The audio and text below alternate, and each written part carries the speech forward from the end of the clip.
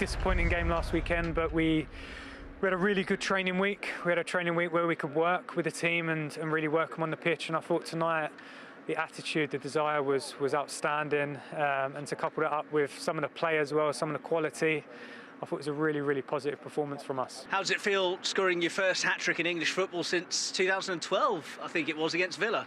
Yeah, I know it seems worse than it is because I've been away for a while. So, no, it's always nice to get a hat-trick. But like I always said, the most important thing is we got the 3 points tonight for the team. And, yeah, we take it each game as it comes. But, yeah, a positive response from the weekend, and that's all we can do. The goals in the second half, Spurs will probably look at it and think they're being clinical and, you know, been ruthless on the counter, which they were, but where we lose the ball and how we concede the goals is poor from our point of view.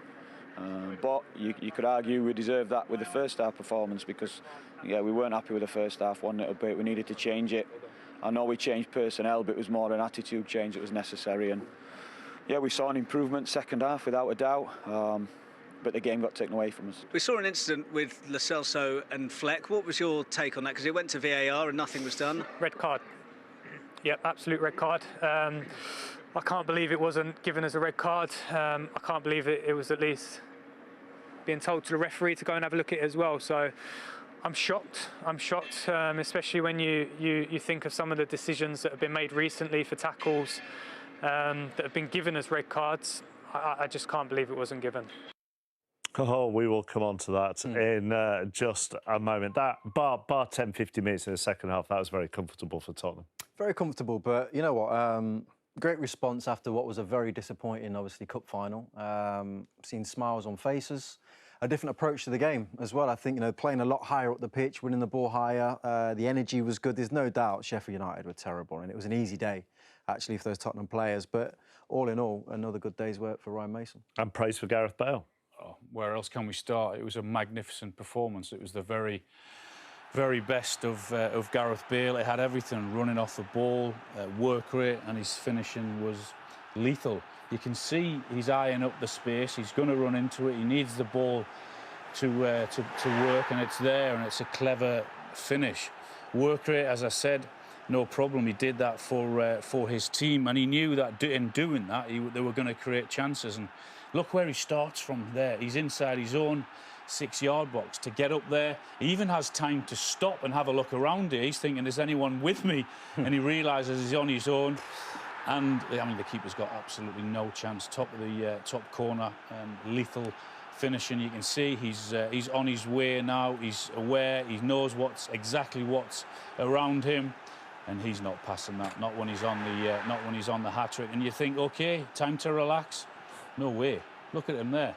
He's got his hat-trick and he's doing his work in the full-back position. Thanks very much. And it was a perfect performance from him. And there's the match ball, and deservedly so.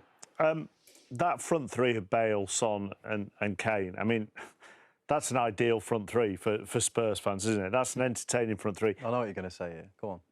What? You haven't seen enough of it all season long. No, I was going to say the easy thing is to say you haven't seen enough of it all season and overreact to a performance against the team who are bottom of the table.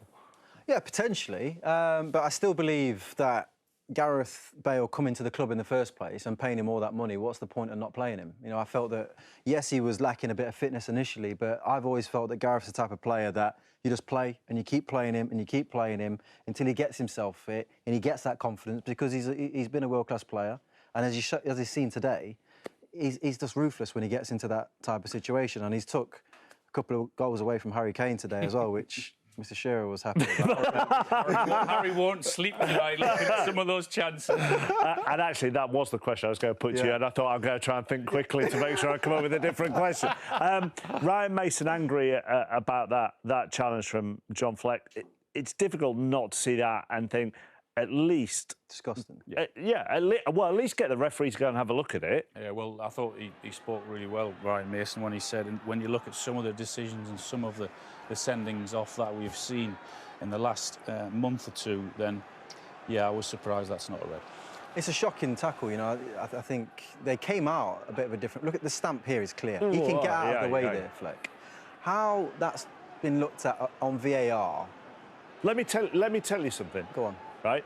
Peter Banks was the VAR today. Peter Banks was the VAR who sent Chris Kavanagh to the screen for the Valbuena clearing the ball for West Ham against Chelsea last week. And that is where the frustration comes for everybody going, how do you send a referee to the screen for the one last week and not this week? This is actually like one of the key points that we've been kind of gradually talking about over the last couple of weeks, is that accountability of referees as well, and the people that are running the VAR, because there's an argument to say VAR is okay. It's not a bad system. But essentially, the people behind VAR are the ones making all the wrong mistakes. And that is clearly a disgusting challenge. He's stamped on his head. It's got to be a red card. Even if it wasn't the same person doing VAR, you'd still go, well, how do you send for one Well, and not for the other? that's what we've said. We're actually rowing and discussing refereeing decisions more now than we were before VAR came in.